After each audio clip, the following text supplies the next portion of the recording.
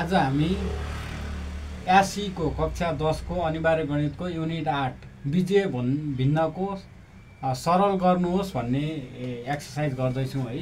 सरल गर्नुहोस् को क्वेशन नम्बर 1 मा के रहेको छ भन्दाखेरि x + y divide by x - y minus x - y divide by x + y छ। यो चाहिँ हामीले सल्भ गर्दाखेरि सुरुमा हामीले एलसीएम ल्याउनु पर्छ है। तल हरको सुरुमा एलसीएम ल्याउनु पर्छ। एलसीएम x - y यसमा साझा केही छैन, त्यही भएर दुईटै एलसीएम आयो x + y एलसीएम। अनि त्यसपछि यो एलसीएमले यो हरलाई डिभाइड गर्दाखेरि x - y गयो हैन, काट्यो, त्यही भएर x + y बच्यो।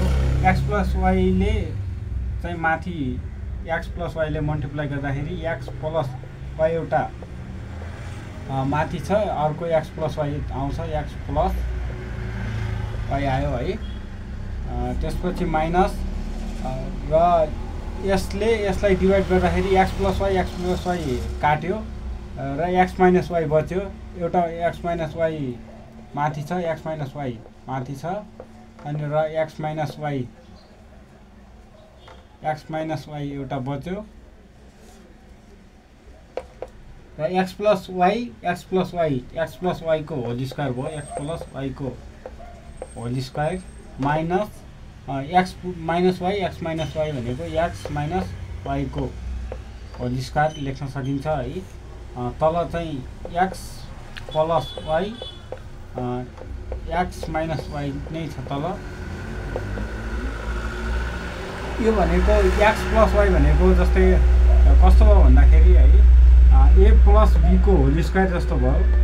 त्यही भएर a + b को होल स्क्वायर को फर्मुला चाहिँ a² + 2ab + b स्क्वायर हुन्छ। त्यस्तै हामीले यसलाई खोल्नु पर्यो। x भनेको a² + 2a भनेको x, y भनेको b + b स्क्वायर भयो है। त्यसपछि माइनसको माइनस a - b को होल स्क्वायर जस्तै भयो। a - b को होल स्क्वायर भनेको a² - 2ab + b स्क्वायर हुन्छ। त्यस्तै हामीले a² यहाँ माइनस भयो भने ब्राकेट दियो, a² - 2x भनेको a b + b स्क्वायर भयो है। तल सेम छ, तल चाहिँ x + y x - y गरिदिने तल चाहिँ। अब माइनसले खोलिदिने, यसलाई माइनसले मल्टिप्लाई गरिदिने, x² को x² + 2xy + y स्क्वायर छ यतापट्टि। माइनसले x² ले गर्दा माइनस x² भयो, माइनसले यता माइनसले मल्टिप्लाई गर्दा प्लस भयो, अनि 2xy भयो हैन त। फेरि माइनसले प्लसलाई गर्दाखेरि माइनस हुन्छ, y स्क्वायर भयो। माथि चाहिँ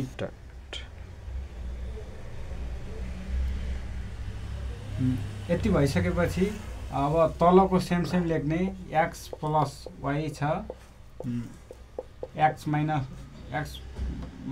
छ, तलको सेम सार्दिने र यता पोजिटिभ प्लस x² र माइनस x² काट्दिने र प्लस y² र माइनस y² काट्दिने र यतापट्टि 2xy प्लस छ, यतापट्टि 2xy प्लस छ, त्यही भएर जोडियो 4xy भयो। माथि चाहिँ तल चाहिँ x + y x - y भयो हैन।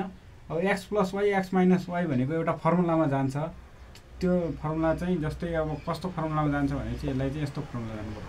a² - b स्क्वायर को फर्मुला चाहिँ a + b a - b हुन्छ। त्यस्तै यस्तोलाई यस्तो लेख्न सकिन्छ भनेपछि यस्तो a² - b स्क्वायरलाई यस्तो लेख्न सकिन्छ नि त हैन। यहाँ पनि त्यस्तै, जस्तै a + b a - b जस्तै भयो, त्यही भएर चाहिँ x² - y स्क्वायर भयो हैन। त्यही भएर यतिकै एन्सर भयो।